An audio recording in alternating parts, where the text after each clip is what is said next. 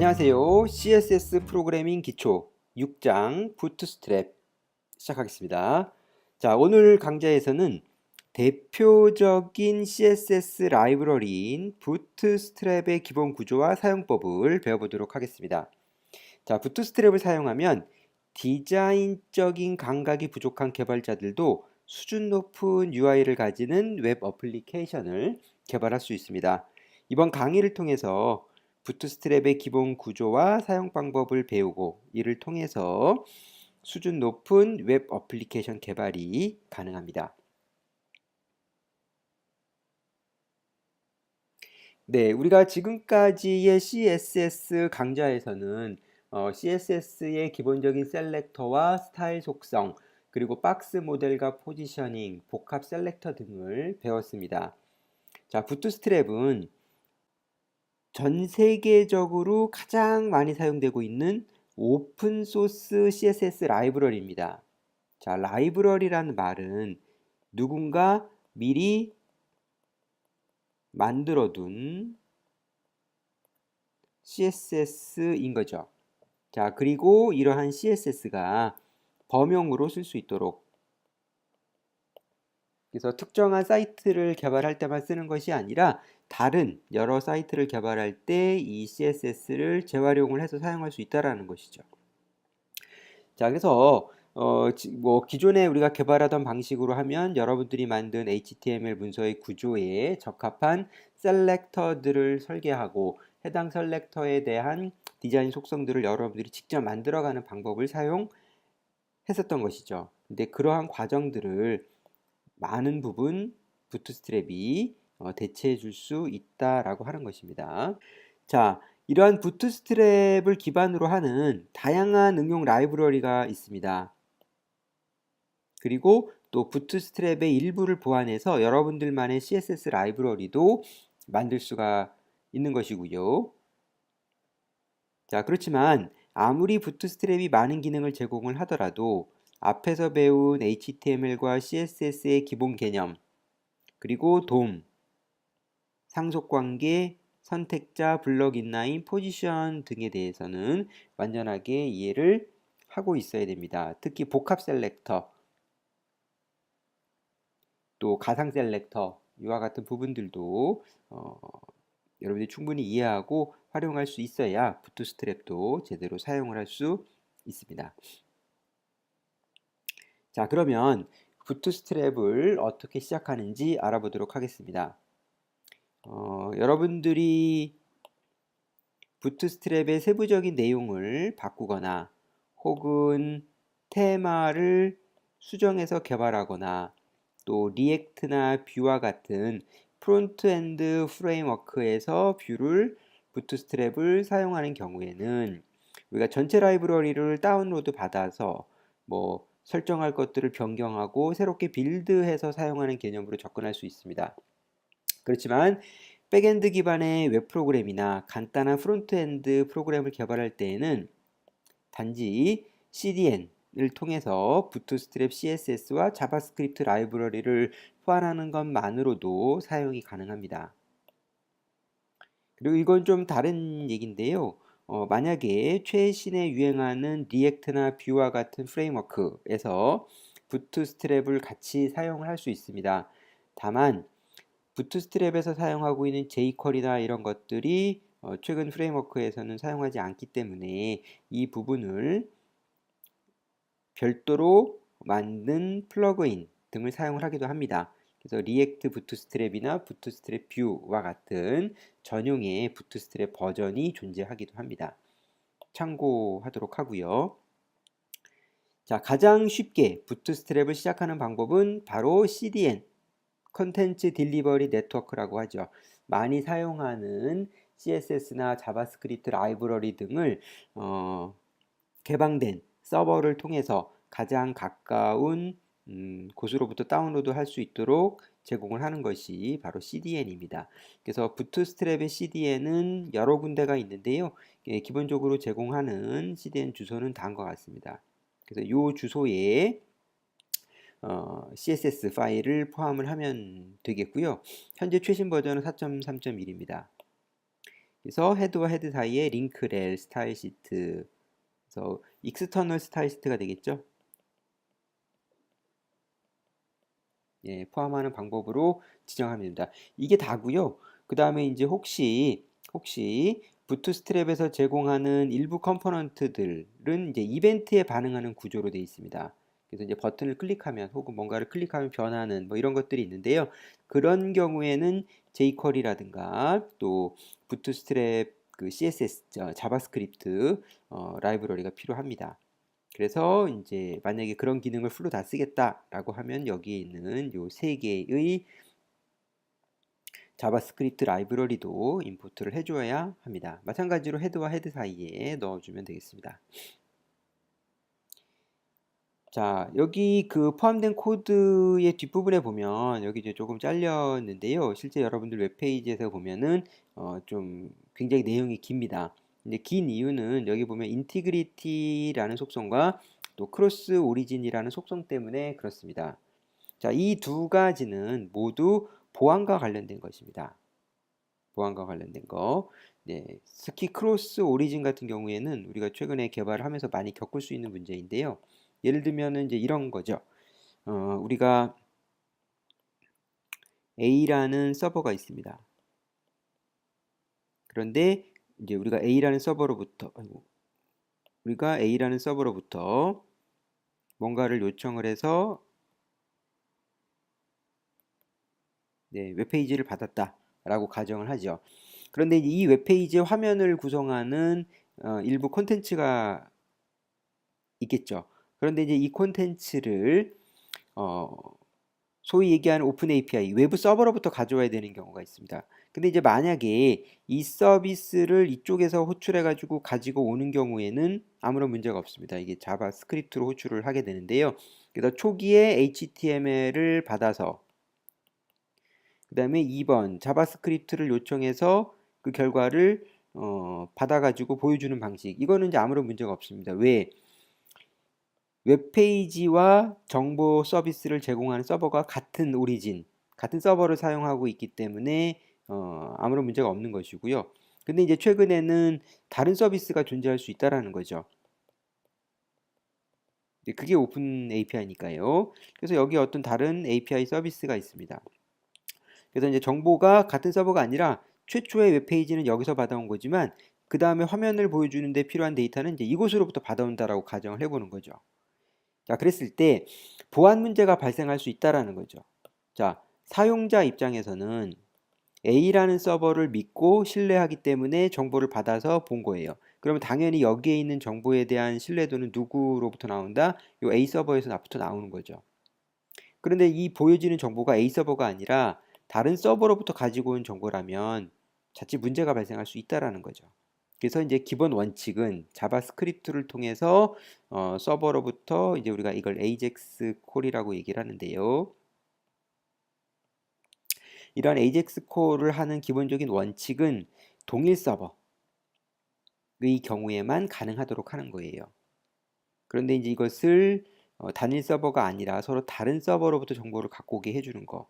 예, 그것이 바로 크로스 오리진이라고 하는 문제가 되는 것이죠. 그래서 크로스 오리진 리소스 쉐어링이라고 얘기를 합니다. 코스라고 하는데요. 이 설정이 어디에서? 서버에서 설정이 돼야 돼요. 그래서 서버에서 크로스 오리진에 대해서 허락하는 설정이 되어 있어야지만 이게 가능하고요. 그렇지 않으면 불가능합니다.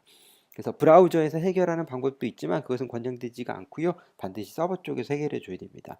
근데 이제 저희 같은 경우에는 프론트엔드 프로그래밍을 하고 있기 때문에 서버랑은 사실 관계가 없죠. 어쨌든 크로스 오리진과 관련된 문제는 바로 이제 이러한 상황에서 발생을 하는 거고요. 당연히 서비스를 제공하는 서버는 크로스 오리진 문제를 해결을 해줘야지 되는 것이고 자바스크립트를 로딩할 때도 관련된 설정을 반드시 넣어주는 것이 보안상 좋습니다. 취지에 들어간 추가 정보입니다. 자, 다음은 부트스트랩을 사용하기 전에 여러분들이 꼭 알아야 되는 사항입니다. 자, 먼저 부트스트랩은 일관된 디자인 적용을 위해서 HTML 태그들의 기본 CSS 속성들을 재정의하고 있어요. 그러니까 예를 들면 우리가 h2라고 썼을 때 기대하는 아웃풋이 있죠. 뭐 이런 아웃풋이 있는데 부트스트랩을 적용하게 되면 결과가 다르게 보일 수 있습니다. 그 이유는 부트스트랩 자체가 HTML의 기본 태그들에 대한 CSS 속성을 재정의하거나 수정하고 있기 때문이에요. 자, 그런 것들이 몇 가지가 있는데요. 첫 번째가 박스 사이징입니다. 그래서 이거는 우리가 박스 모델 하면서 설명을 했던 건데요. 기본적으로 우리가 예를 들어서 어떤 그 뭐 콘텐츠에 폭을 지정한다라고 했을 때 이 폭은 뭐에 대한 거냐면 콘텐츠 영역에 대한 것이죠. 그렇지만 실제 박스는 패딩이랄까 보도와 관련된 여백 공간을 차지하게 되는 거죠. 그래서 이런 것들 다 더해줘야지 되는 상황이기 때문에 레이아웃을 잡는 데 있어서는 콘텐츠의 위스가 아니라 박스의 위스를 계산하는 것이 훨씬 좋다는 거죠. 그래서 사용한 게 이제 그 박스 사이징 속성을 조정하는 겁니다. 그래서 기본적으로 콘텐트 박스인데요. 이것을 뭘로 바꿔서 쓰고 있냐면 보더 박스로 바꿔서 쓰고 있어요. 그래서 부트스트랩은 모든 요소의 박스 사이징을 보더 박스로 바꿔서 쓰고 있습니다. 근데 이제 이게 그 일부 문제가 있습니다. 뭐 구글 맵이라든가 몇 가지 문제가 있는 부분들이 있는데 그 경우에는 이와 같이 여러분들이 박스 사이징 속성을 콘텐트 박스로 다시 되돌려야지 되는 것이죠. 그래서 기억을 해줘야 되겠고요. 두 번째는 이제 HTML 속성의 초기화입니다. 이게 무슨 얘기냐면 앞에서 잠깐 얘기한 것처럼 부트스트랩이 일관된 디자인 적용을 위해서 기본 HTML의 속성들을 일부 수정하거나 재정의한 거예요.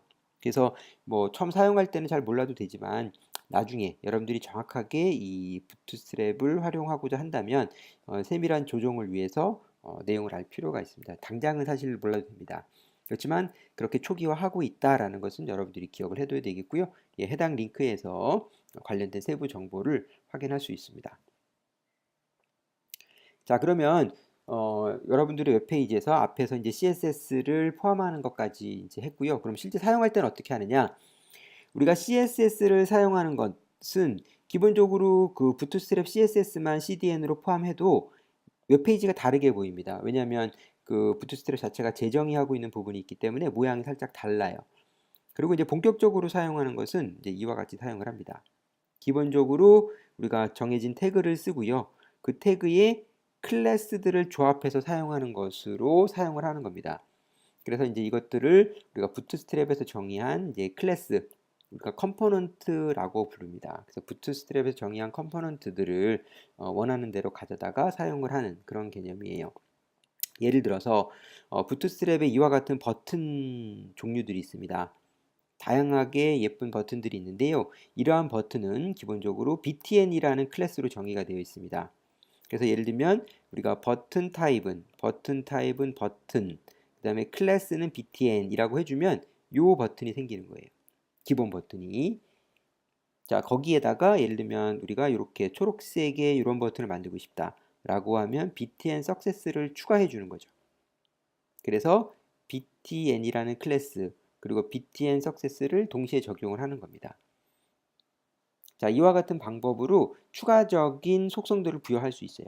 굉장히 다양한 속성들이 있는데 그 클래스들을 여러분들이 덧붙여 가지고 사용을 할 수 있습니다. 이러한 클래스 중에서는 이제 유틸리티 클래스라고 해서요.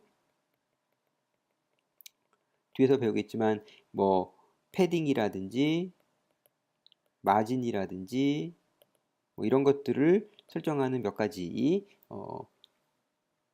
규격화된 방법들이 있습니다. 쉽게 우리가 가져다가 적용을 할 수도 있고요. 그 다음에 텍스트 컬러, 네, 백그라운드 컬러 뭐 이런 것들도 간편하게 적용을 할 수가 있습니다. 그래서 이제 기본 원칙, 적당한 태그를 사용을 한다. 그래서 우리가 구현하고자 하는 부트스트랩에서 제공하는 컴포넌트에 필요로 하는 태그를 써야 돼요. 버튼이니까 당연히 버튼 태그를 써야죠.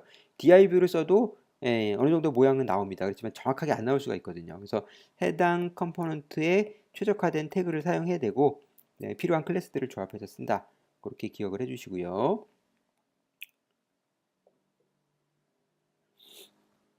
네, 다음은 부트스트랩 컨테이너와 그리드입니다. 그래서 부트스트랩에서는 우리가 컨테이너에 대한 얘기는 여러 번 했죠. 그래서 박스 요소들을 묶어주는, 컨텐츠들을 묶어주는 박스를 컨테이너라고 얘기를 했는데요. 기본적으로 부트스트랩이 제공하는 컨테이너는 두 가지입니다. 그냥 컨테이너 클래스가 있는데요. 얘는 반응형으로 동작하면서 고정폭을 갖고 있어요. 그래서 width 설정과 마진 설정을 통해서 컨테이너와 브라우저 사이의 여백을 조정할 수가 있죠. 그렇죠? 그 다음에 컨테이너 플루이드는 전체 영역을 차지하는 컨테이너 박스입니다. 그래서 여러분들의 선택에 따라서 두 가지 컨테이너를 활용을 할 수가 있고요. 그래서 기본적으로 부트스트랩을 쓴다 그러면 일단 메인 콘텐츠부터 마찬가지입니다. 이제 메인 바로 밑에 바디 태그죠. 우리가 바디 태그 바로 밑에 클래스는 컨테이너 혹은 컨테이너 플루이드 이렇게 해서 이제 부트스트랩 컨테이너를 먼저 지정해주고 보통은 시작을 많이 합니다. 다음은 그리드입니다. 그래서 그리드는 테이블과 유사하게 화면을 분할하는 것이죠. 여러분들 잘 알고 있을 거고요. 부트스트랩에서는 12개의 컬럼 구조를 사용할 수 있습니다. 그리고 내부적으로는 이제 플렉스 박스라는 것을 사용하고 있어요. 그래서 부트스트랩 3가 있고 부트스트랩 4가 있는데 지금 설명하는 것은 모두 부트스트랩 4를 기준으로 하는 거고요. 부트스트랩 4는 플렉스 박스라는 것을 이용을 해서 레이아웃을 정의를 하고 있습니다. 자, 기본적으로 설명한 것처럼 12개의 컬럼으로 화면을 분할하고 있어요. 그래서 각각의 한 개 사이즈의 박스를 만든다면 1사이즈의 박스를 만든다면 총 12개의 박스를 한 줄에 배치할 수 있는 거고 이와 같이 4개짜리 사이즈의 박스를 만든다면은 3개를 배치할 수 있는 거죠. 그래서 이제 여러분들이 그거 숫자와 함께 그리드를 사용을 할 수가 있습니다. 그래서 이제 그리드를 사용을 할 수 있는 것은 바로 앞에 이제 콜 클래스를 사용을 하는 거죠. 콜 클래스를. 그래서 .call1 하면은 요거 하나짜리를 만드는 거고요. call2, call 뭐 6 이렇게 하면 call 6 하면은 요게 만들어지는 거죠. 자, 이런 식으로 이 클래스들을 사용을 해가지고 그리드를 만들 수 있습니다. 근데 이제 여기에 뭐가 있냐면 자, 여기에 뭐가 있냐면 몇 가지 화면 크기에 따라 사용할 수 있는 5가지 옵션이에요. 그래서 콜하고 바로 숫자를 쓰는 경우가 있는데 이것은 화면 크기가 576 픽셀 이하의 소형, 아주 작은 소형 디바이스를 고려한 거고요. 그 다음에 SM은 스몰 디바이스, 그 다음에 미디움 디바이스, 라지 디바이스, 엑스라지 디바이스에 동작하는 크기로 셀들을 만들 수가 있습니다. 그래서 여러분들이 이렇게 사용을 하면은 되겠고요. 그 다음에 부트스트랩에서는 기본적으로 EM이나 램을 사용합니다. 그래서 반응형 디자인에서 가장 기본이 되는 거고요. 다만 그리드 컨테이너의 폭을 계산할 때는 뷰포트를 따라가야 되기 때문에 픽셀 단위를 씁니다. 그것만 기억을 하도록 합니다. 자, 기본 사용법 잠깐 설명한 것처럼 앞에 콜 클래스를 쓰고요. 중간에 디바이스 크기, 그 다음에 컬럼의 사이즈를 기술을 하면 되는 방식입니다. 그래서 이제 요거 같은 경우에는 동일 위스를 가진 컬럼을 정의한 거죠. 전체 화면을 균등 분할하는 거고 화면 크기에 따라 크기 비율의 조정이 되지만 배치가 바뀌지는 않아요.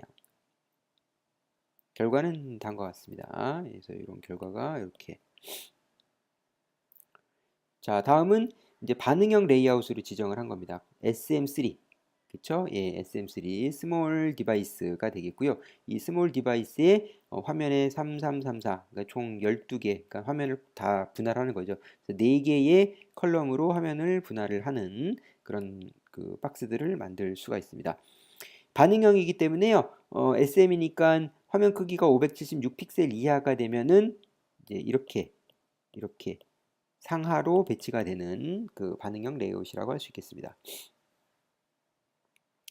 자, 다음으로는 중간에 임의로 라인을 옮길 필요가 있겠죠. 필요가 있습니다. 중간에 예를 들면 이런 거죠. 여기서 2개를 먼저 보여주고 그다음에 라인을 구분하고 그다음에 또 2개를 보여주고 싶어요. 그래서 이와 같은 결과를 만들고 싶은데 이게 그냥은 안 됩니다. 그냥은 안 되고 여기 보이는 것처럼 중간에 W100 위스가 100인 div를 하나 추가해 주면은 이렇게 분할이 되는 거예요. 이렇게 분할이 되는 거. 그래서 요건 약간 트릭이라고 할 수 있겠습니다. 그래서 부트스트랩에서 그리드 레이아웃에서 다음 컬럼으로 임의로 옮기기 위해서 W100이라는 클래스를 사용한다.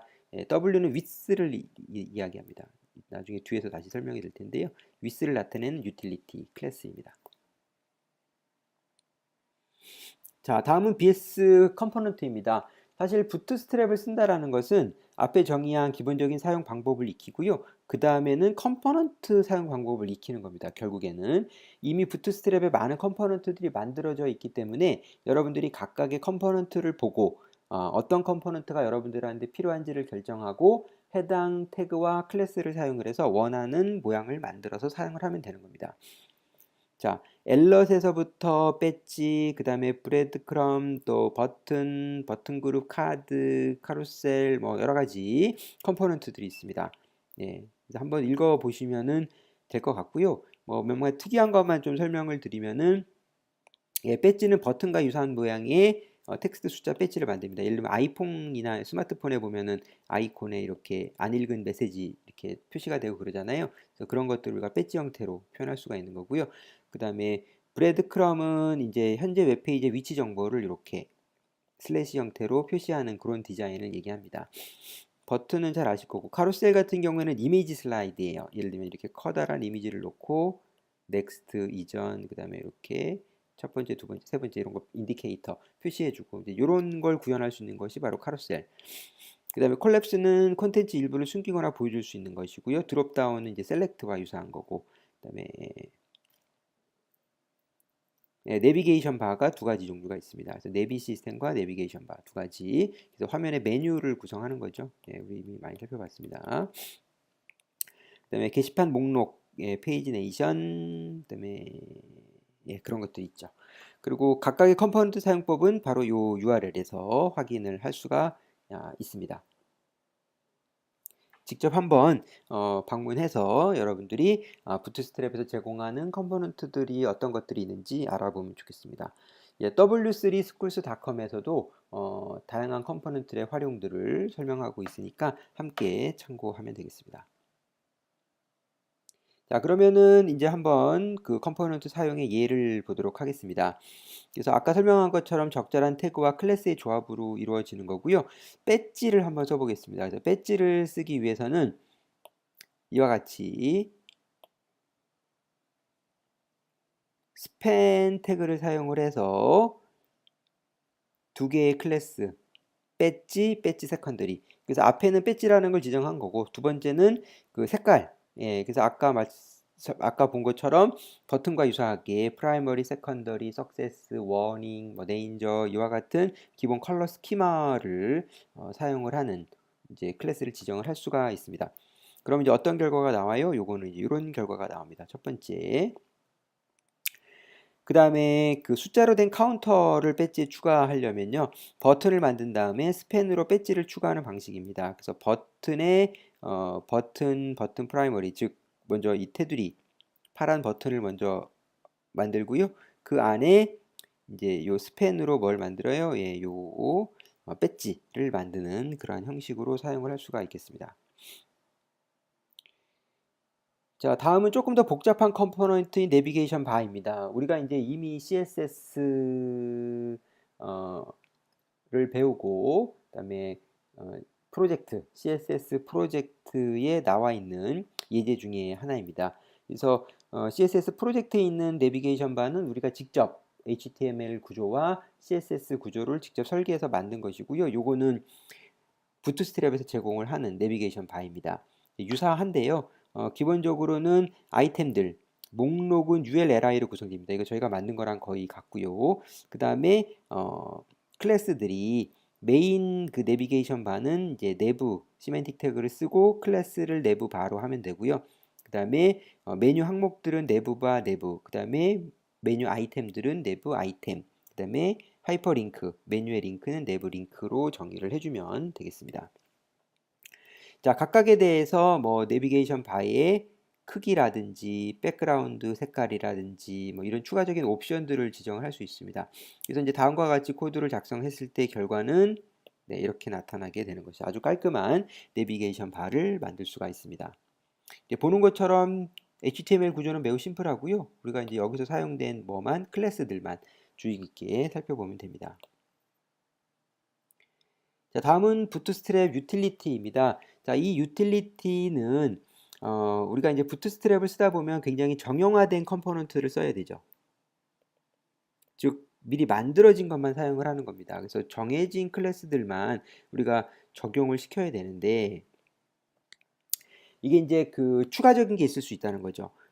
부트스트랩에서 제공하는 것만 사용해서는 안 되고 플러스 알파 우리가 뭔가를 해야 되는데 그 뭔가를 별도로 우리가 클래스를 잡던 또 아니면 태그를 셀렉터로 잡던 뭐 아니면 기존 부트스트랩 클래스를 오버라이딩을 하던 우리가 뭔가 작업을 해줘야 되는데 그렇게 하지 않고 이 유틸리티 클래스를 통해 가지고 해결할 수 있는 부분들이 있습니다. 물론 모두 다 되는 건 아니죠. 안 될 경우에는 추가적으로 여러분들이 CSS 정의를 해줘야지 되는 것이고요. 자, 유틸리티에서 주로 해주는 거는 이제 마진, 패딩, 컬러, 포지션, 사이즈 이런 것들입니다. 역시 자세한 사항은 요 URL에서 전체 내용을 확인해 볼 수 있도록 하고요. 여기서는 좀 중요한 것만 몇 가지 살펴보도록 하겠습니다. 첫 번째 컬러예요. 자, 컬러는 기본적으로 프라이머리부터 화이트까지 정해진 스키마가 있습니다. 그래서 이제 이거는 배경이라든지 텍스트라든지 버튼이라든지 이런 거에 결합이 되어서 같이 사용이 되는 거죠. 자, 그래서 예를 들면은 여기 있는 것처럼 이제 그 백그라운드 비지 프라이머리 즉 파란색 계열을 쓰는 거고요. 텍스트 화이트 글씨를 하얗게 하는 겁니다. 자, 그러면 어떤 게 만들어져요? 이런 게 만들어진다. 자, div이고요. 여기 보면은 p3라는 게 있죠. 요건 패딩이에요. 패딩의 크기가 몇 가지 정해져 있습니다. 그래서 정해진 패딩의 프리셋을 쓸 수 있고요. mb, m은 마진이에요. 또 뒤에 잠깐 설명할 텐데 m은 마진이고 b는 바텀이죠. 즉 마진 바텀에 대한 얘기고 이 사이즈를 사용해요. 이거는 뭐 픽셀이나 이런 거가 아닙니다. 예, 비율에 일정의 정해진 규칙이 있는데 그거에 따라서 정해진 숫자만 사용을 할 수가 있습니다. 그래서 이제 일정한 우리가 이제 크기들을 몇 가지 프리셋을 해놓고 거기서 골라서 쓰는 거죠. 자, 그렇게 해서 이제 만들어진 결과물이고요. 자, 그 다음에 이제 사이즈. 네, 그래서 이제 width와 height 속성으로 크기 지정할 때 사용하는 유틸리티 클래스입니다. width와 height는 W, 그다음에 height는 H로 사용할 수 있고요. 여기 정해진 건 25, 50, 75, 100입니다. 그래서 W25는 25%, W50은 50%, 그다음에 75, 100, 이 4개 중에 오토까지 5가지 중에서만 사용을 할 수 있습니다. 그 이외에 필요한 크기는 여러분들이 따로 지정을 해야지 되겠고요. 그래서 이렇게 해둔 건 다름대로 이유가 있는 것이죠. 여러분들이 대부분의 경우 한 이 정도 안에서 사용을 하면 크게 무리가 없을 것이다 라는 겁니다. 그 다음에 MW나 MH는 각각 맥스 위트나 맥스 하이트를 지정을 하는 거고요. 앞에 V가 붙은 애들은 이제 뷰포트를 기준으로 하는 상대 크기를 지정을 하는 겁니다. 네, 역시 마찬가지로 관련된 결과를 확인할 수가 있겠고요. 예, 다음은 여백과 관련된 겁니다. 스페이싱, 그래서 패딩 마진이에요. 그래서 M은 마진, P는 패딩이고 탑, 바텀, 레프트, 라이트를 각각의 약어로 붙였을 수 있습니다. 물론 X, Y, X는 탑과 바텀이겠고요. Y는 레프트와 라이트가 되겠죠. 자, 그 다음에 사이즈 이게 중요한데요. 앞에서도 살펴봤는데 0에서부터 5까지 오토 이렇게 지정을 합니다. 그래서 0부터 5까지 쓸 수 있어요. 그래서 P0, P0은 뭐 쓸 필요 없고 P1, P2, P3 뭐 이런 식으로 P 오토 이런 식으로 그래서 패딩을 오토로 주거나 M 오토, 마진을 오토로 주거나 이런 식으로 사용을 할 수가 있겠습니다. 그래서 PT4라고 하면은 패딩 탑을 4. 그러니까 이제 우리가 전체 크기를 여기 설정값이 기본 설정값이 0.25, 0.5, 1.5, 3배율의 크기를 가지는 거예요. 그래서 이제 이것도 마찬가지. 기본적으로는 이제 이 정도 설정값이면 대부분 크게 무리 없이 적용할 수 있기 때문에 이렇게 나와 있는 거고요. 다른 게 필요하다면 역시 여러분들이 별도로 지정을 해야 됩니다. 조금 제약은 있지만 유용하게 사용을 할 수가 있습니다. 3을 기준으로 부트스트랩의 기본 설정값인 이 배율들을 가지게 됩니다. 그래서 예를 들면 다음과 같이 사용을 한 예가 되겠습니다. PT4는 패딩 탑을 4로 설정을 한 거고요. 이제 1.5 램에 해당이 되고 이것은 24 픽셀의 크기가 되는 겁니다. 그 다음에 P5는 3램에 해당이 되겠죠. 예, 3램에 해당이 되고 48 픽셀이 되는 거예요. 그래서 이제 각각에 대해서 이와 같은 크기들이 지정이 된 박스를 만들 수가 있겠습니다. 잘 많이 사용하는 거고요. 이 조금 불편할 수도 있지만 이 정도 비율 안에서 여러분들이 사용하는 습관을 들이면은 좋습니다. 다음은 섀도우인데요. 그림자 효과를 부여하는 겁니다. 예, 그래서 콘텐츠에 이렇게 박스 주변에 이렇게 그림자 효과를 주는 것이죠. 그래서 만약에 흰색 컨테이너에 흰색 콘텐츠가 올라갔을 때는 경계선이 없는 경우에 내용이 보이지 않죠. 예, 그랬을 때 이렇게 테두리를 주면 자연스럽게 콘텐츠 박스가 내용이 보이기 때문에 많이 사용을 하는 형식입니다. 섀도우. 예. 나머지 사용 방법은 비슷합니다. 섀도우, 넌, 스몰, 미디움, 라지 이런 식으로 사용을 할 수가 있겠고요. 나머지 관련된 여백이나 뭐 이런 유틸리티 클래스들을 쓸 수 있고 라운디드라는 것은 테두리를 둥글게 하는 건데요. 마찬가지로 이것도 유틸리티 클래스에 보시면 라운디드의 옵션이 또 있습니다. 그래서 이 라운들을 크게 잡을 수도 있고 좀 더 작게 잡을 수도 있고 몇 가지 정해진 프리셋을 얘도 마찬가지로 사용을 할 수 있죠. 네, 자 이렇게 해서 기본적인 부트스트랩의 사용 방법에 대해서 알아보았습니다. 자 이렇게 해서 이제 여러분들 부트스트랩을 어떻게 시작하는지를 배웠고요. 그 다음에 컴포넌트들을 어떻게 클래스의 조합으로 사용할 수 있고 또 유틸리티 클래스를 활용하는 방법에 대해서 배웠습니다. 자 이제 남은 부분은 여러분들이 이러한 부트스트랩을 활용해서 다양한 웹페이지들을 디자인하고 만들어 보는 것입니다. 자, 이번 장에서도 실습이 준비되어 있고요. 여러분들 실습 잊지 말고 특히 실습 예제에 보면 퀴즈 3번 있습니다. 퀴즈 3번이 부트스트랩으로 게시판과 같은 테이블, 데이터 구조를 표현하는 테이블을 만드는 퀴즈가 포함이 되어 있습니다. 정답은 제공되지 않고요. 여러분들이 직접 한번 해보시기 바랍니다. 네, 오늘도 수고했습니다.